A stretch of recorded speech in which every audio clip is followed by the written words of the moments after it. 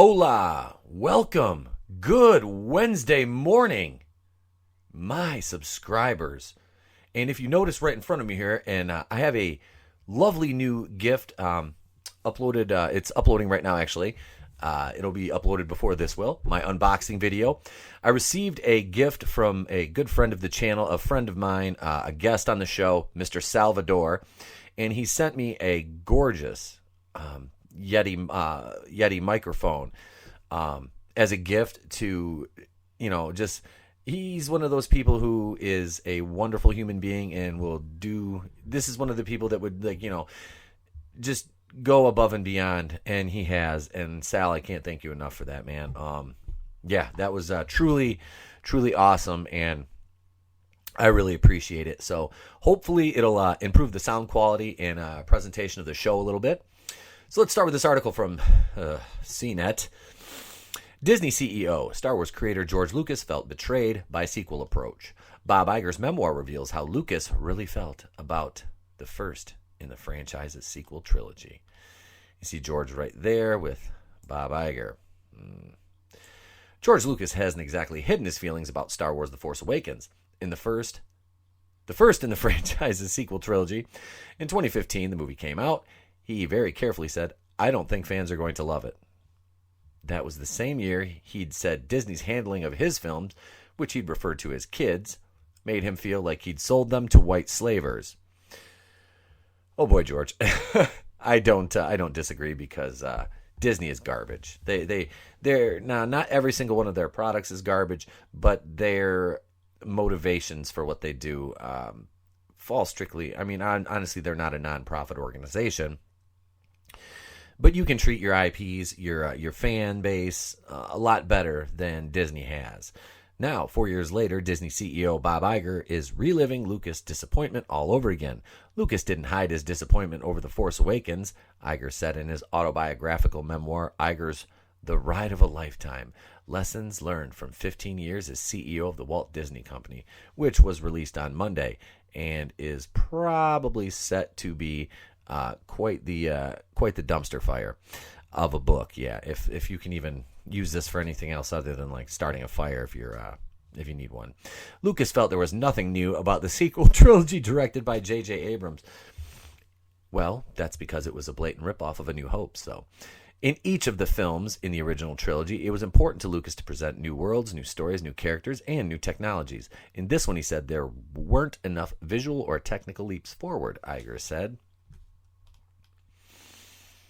Well, George is the allfather of Star Wars, so disagreeing with him, I don't know why you would do it. But now, I mean, disagreeing with him as far as like his knowledge of the source material and of Star Wars, because he created it. But now we also know how Iger feels about Lucas' take. He wasn't wrong, but he also wasn't appreciating the pressure we were under to give ardent fans a film that felt quintessentially Star Wars. Well, maybe you should have made a quintessential Star Wars film instead of garbage by Jar Jar Abrams. And look, my Star Wars, oh, did it make over $1 billion? Yeah, it did. But here's the thing. It made over $1 billion, but it's not a good movie. And just because something makes money doesn't make it good. It means that people are loyal to a brand and not a product. A specific product is what you should be loyal to, because there's a myriad of products, that you can buy. Like, just take for phones, for example. I know people who are absolutely ardent, absolutely loyalists to Apple. As far as iPhones and stuff go, I don't really know too much about other Apple products, but I like my my Android. Would I switch to an iPhone? I don't know. I'm just, the thing is, now I'm so comfortable with it. I know how to use them. Even a couple model years newer, I still know how to use when they come out. I've got an S8, my wife's got an S10. I was messing around on her phone. Its interface is still easy. So let's see. Let's go back to this. So no, that was product and brand loyalty I was talking about. Now, brand. I'm not brand loyal to anything except for my truck, which is a Ram, and there's a reason for that, because I've had 3-4 of them, and I've never had an issue with one of them. So I will continue that. But see, that is a product of the Ram brand. That when the product no longer is competitive to other products made by different brands, then I would switch brands. But if that product continually fulfills my needs, performs its function, then why would I change? So that's being product loyal. Brand loyalty is almost a sycophantic echo chamber at times. I mean, that's kind of what it is. He wasn't wrong, but he also wasn't appreciating the pressure we're under to give ardent fans a film that felt quintessentially Star Wars. We'd intentionally created a world that was visually and tonally correct, or connected to the earlier films, to not stray too far from what people loved and expected. And George was criticizing us for the very thing we were trying to do. Disney bought Lucasfilm in 2012 for $4.5 billion. In 2015, The Force Awakens arrived and mostly fared well with critics and fans. However, some found it derivative of the original trilogy, and Lucas apparently had his own issues with it. George immediately got upset at us. We got upset as they began to describe the plot, and it dawned on him that we weren't using one of the stories he submitted during the negotiations, Iger wrote. George knew we weren't contractually bound to anything, but he thought that our buying the story treatments was a tacit promise that we'd follow them, and he was very disappointed that his story was being discarded. I'd been so careful since our first conversation to not mislead him in any way, and I didn't think I had now. But I could have handled it better. They bought a trilogy of stories from George. But yeah, Kathleen Kennedy and Iger basically just shit on him and said, we're not using them. We've got so much better creative minds. We have J.J. Abrams and Ruin Johnson and our Star Wars writers' room that's just full of diversity and inclusion. So do you have good writers? No, but they're diverse and it's so inclusive in there. There's people of every color except for stale pale white males. This is just it. And then who do you have directing your movies? Rian Johnson and Jar Jar Abrams. Well, because they're who they are. Oh, it hurts. It hurts. And this is it's painful. George immediately got upset as they began to describe the plot. Okay, so we did that. Added Iger. George felt betrayed, and while the whole process would have never been easy for him, we'd gotten off to an unnecessarily rocky start. The next big Star Wars release will be the Mandalorian series, arriving on Disney Plus November 12th. Then we get The Rise of Skywalker, the final movie in the sequel trilogy, arriving December 20th. Will Lucas be a fan? I doubt it. At least he liked The Last Jedi. Yeah, I don't think he did. I don't think George did. I think that's bullshit. If he didn't like The Force Awakens, really, Bob, he's going to like The Last Jedi, or whoever. Who wrote this article? Who is this? Jennifer Bissett. Jennifer Bissett. This is from CNET. I'm sure she's stunning and brave. George just looks like, I don't know what to tell you guys. This asshole and his coffee fetcher, who he made president of the company that, I started, that these assholes bought from me, which George has paid, man, $4.5 billion. But at the same time, Disney Star Wars it's just garbage tier, man. It truly is. I can't even understand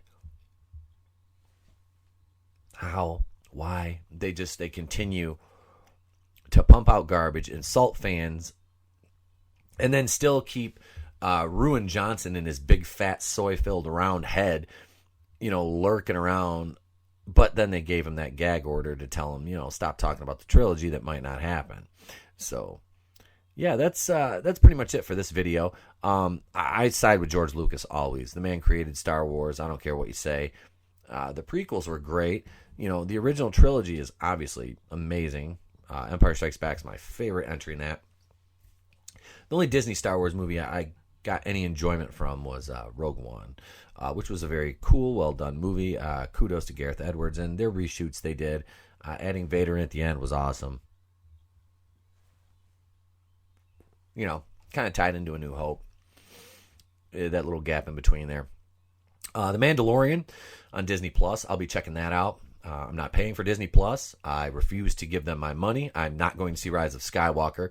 I'm not advocating the boycott. I'm not going to, but if people don't want to go see it, I'm not boycotting. I'm just not going to go see it. I don't want to see it. It doesn't appeal to me, anything I've heard about it, the leaks. If this is truly what they're going to do with it, this is probably one of the biggest garbage tier cash grabs in cinematic history. I mean, we kill the past, or let the past die, kill it if you must. And then it's like, oh, but we have nostalgia. And, well, we're going to cherry pick this from the EU and this from the EU, but we decanonized it 5 years ago, almost 6 years ago. But we're just going to cherry pick things from it when we need them, because we can do that. We can say fuck continuity and just do whatever we want, which is time travel, and Darth Sidious never died. They're retconning that.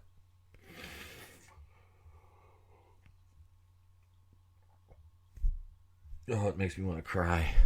It's so stupid. It's so stupid to retcon all this stuff. The continuity errors in The Last Jedi. The sequel trilogy is just a mess right now. I would prefer it if they just did nothing anymore and just stopped making Star Wars, because I would rather have the past Star Wars, the great Star Wars, than this new garbage Star Wars. I don't just need content, I need quality too. So it's quality over quantity, always. With that being said, what do you guys think? Let me know in the comments below. Be sure to bitch slap that like button on the way out.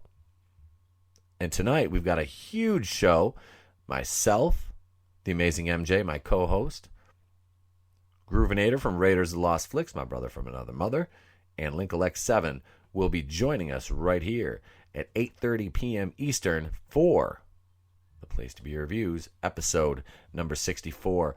What do you think? Is George Lucas in the right here, or is Disney? I'm going to side with Lucas, just because I can't side with Disney on anything.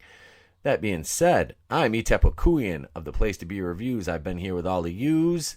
Leave a like, leave a comment, share it. And if I don't see you, have a great day and a pleasant tomorrow. No? I shut it off?